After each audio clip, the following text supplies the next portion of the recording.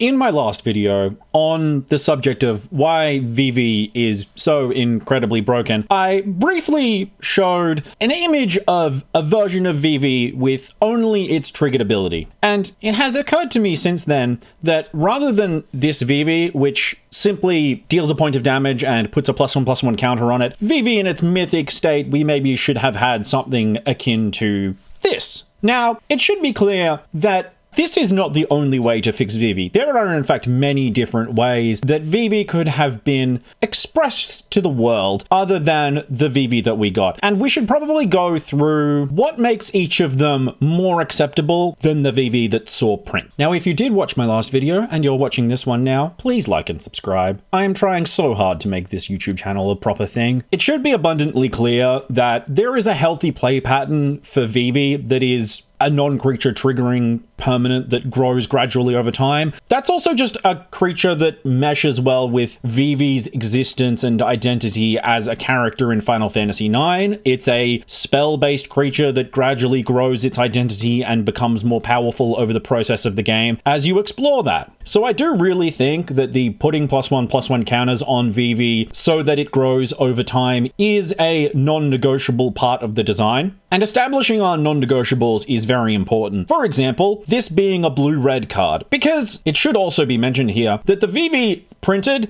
is really not a blue card in any way other than, I guess, the 0/3 stat line and the fact that it can make blue mana. And really, fixed Vivi adds a red and takes even less of a reason for it to be a blue card, because yes, red has 0/3s. They are usually creatures that have a triggered ability when you cast a non-creature spell. But obviously we are trying to sell packs to commander players, so we cannot have Vivi be mono red. It has to have an additional color for its commander identity, obviously. There is some discussion to be had on, is a Firebrand Archer plus a Tempest Angler just enough to be, you know, a fun standard playable card? I think absolutely. But realistically, it's kind of a boring, slightly lower power design that would realistically want to be moved down to rare. And we already have Teller in the Final Fantasy set as a blue-red non-creature spell triggering rare. So I guess we would then have to move him up to mythic rare. It's much better for us to just be like, okay, we'll add blue-red, mythic, grows with non-creature triggers.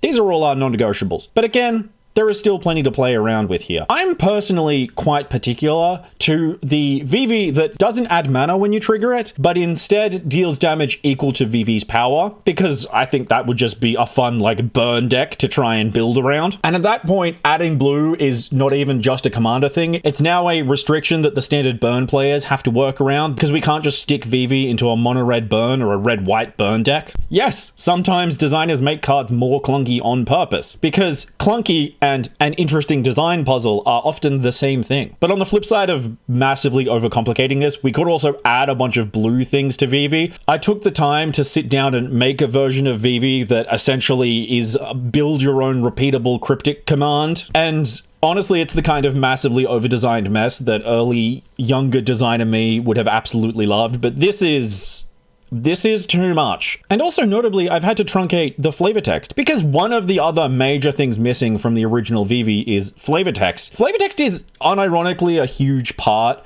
of any kind of Magic design, and no designer worth their salt thinks that a random extra piece of trinket text is worth more than a well-crafted bit of flavor, because yes, flavor sells booster packs. And I think that a mythic rare absolutely needs a good bit of flavor text. I think Vivi's story is fantastic, and why would you not capture that beautiful village moment of Vivi learning that not only are they not human, but they're a mass-produced, horrifying... Spoilers. Putting flavor text on a creature that's otherwise very simple can really make you not realize how under-designed something can be. The critical takeaway here is that Vivi's power is in the sheer amount of mana that it is producing at any one time, but also the fact that if you ever let somebody untap with a Vivi, they get all of the acceleration from the previous turn stockpiled and added to their acceleration for the following turn. Ramp is not supposed to be in blue or red, but Vivi is absolutely allowed to have some crazy storming off non-creature mana generation combos. Of all of these, 2 mana Vivi, Vivi that deals damage equal to its power, Cryptic Command Vivi, I genuinely think that the simplest and easiest Vivi is just the one that is basically the same card, sticks everything into a single triggered ability, and just adds a red. It creates the perfect kind of card that is